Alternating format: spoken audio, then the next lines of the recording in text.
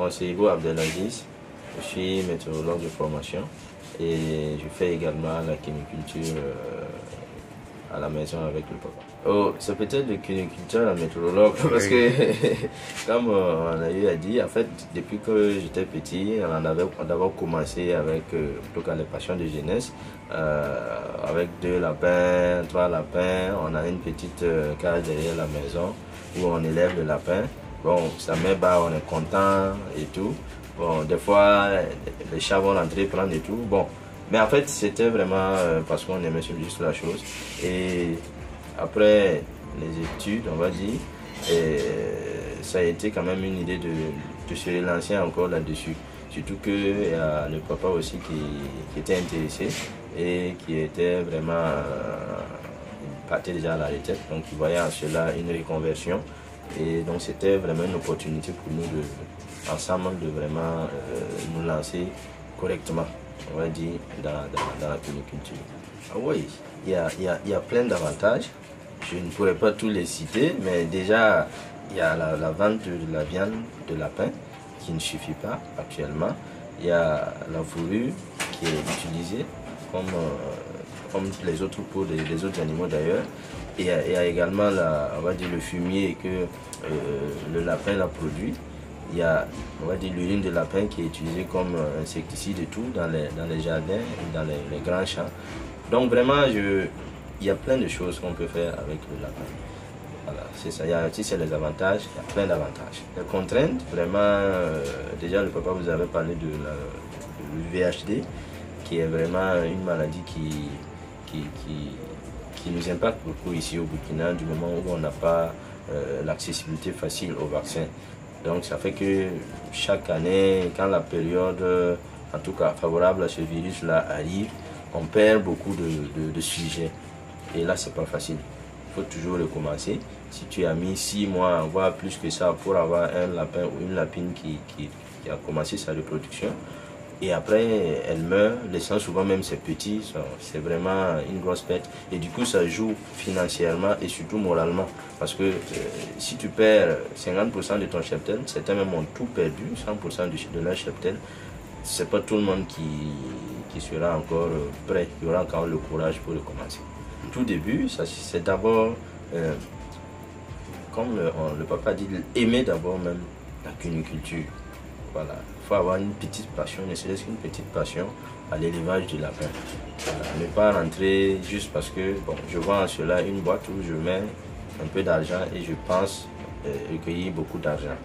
Si on part dans ce sens-là, ça sera très difficile de réussir. Par contre, si on a déjà cette envie-là d'élever le lapin, voilà, et côté financier, je dirais que un minimum sera peut-être déjà même des chiffres, on va dire autour de 150 000 francs, parce que le coût le plus élevé, c'est la cage. La cage, ça dépend de celui qui fabrique la cage. Donc, mais je pense qu'en moyenne, ça tourne autour de 90 000, 100 000 francs pour une cage de 6, on va dire 6 chambres pour les lapines. Voilà. Et déjà, quand on a cette cage-là, on peut équiper cette cage avec peut-être 2 lapines et puis un mâle reproducteur. Voilà, qu'on pourrait avoir sur le marché entre 10 000 et 15 000 unités. Donc vous voyez que ça tourne autour de 45 000. Donc déjà mes 150 000 sont déjà presque épuisés. Hein. Après il faut aussi prévoir un fonds de roulement pour au moins 3 mois, 4 mois, jusqu'à ce qu'on ait déjà les premiers lapins à vendre, à épouiller. Donc vraiment allons-y jusqu'à 200, 250 000, c'est mieux. Il y a des sujets à réfléchir. Déjà, quand on commence l'élevage du lapin, l'élevage devient vraiment rentable quand on commence à dépasser la vingtaine de lapines reproductrices. Voilà. Et quand on est toujours autour de 5, 10, en fait, l'élevage peut peut-être supporter les charges, mais en termes de bénéfices, des fois, ça peut ne pas être ce que vous voulez. Par contre, quand vous arrivez par exemple jusqu'à la vingtaine, 20, 25, et c'est facilement accessible parce que je sais qu'avec l'association du secte de cuniculture, on avait fait une petite simulation. Quelqu'un qui commence avec un lapin, un mâle, avec 3 femelles, je pense bien que c'était au bout de 8 à 10 mois, si je ne me trompe pas. Voilà, il peut avoir les 20 cages mères, les 20 lapines. Voilà. Et à partir de ça, donc on va dire sur un an, pourra déjà avoir quelque chose de tellement rentable. Voilà. Donc, si c'est la rentabilité, allez-y autour de 1 an et demi.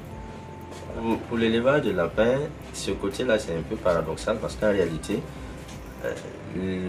les gens vont parler du problème d'écoulement, mais en réalité, c'est pas l'écoulement qui a un problème, mais l'écoulement ici, c'est la conséquence.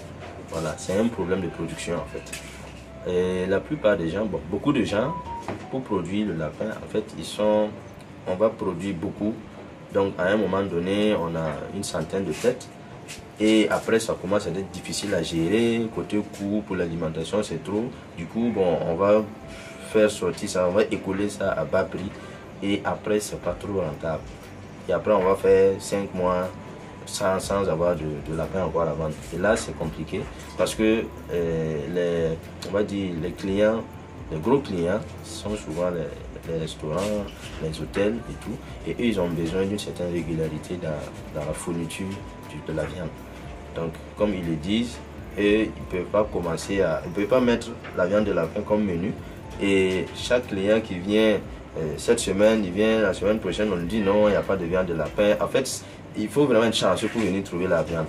Là, pour eux, c'est pas rentable. Donc, du coup, on ne peut pas signer de contrat avec ce genre de boîte. Par contre, si on arrive à produire de façon régulière, même si c'est peu, on sait au moins qu'on peut signer un contrat avec tel hôtel ou bien tel restaurateur. Je peux te livrer 25 kilos de lapin chaque mois. Là, c'est une régularité et c'est vraiment, tu n'as plus de problème d'écoulement. Sinon, la viande, en réalité, ne suffit pas. Ça ne suffit pas, mais c'est la production. Si la production n'est pas régulière, c'est difficile d'écouler à un prix vraiment rentable.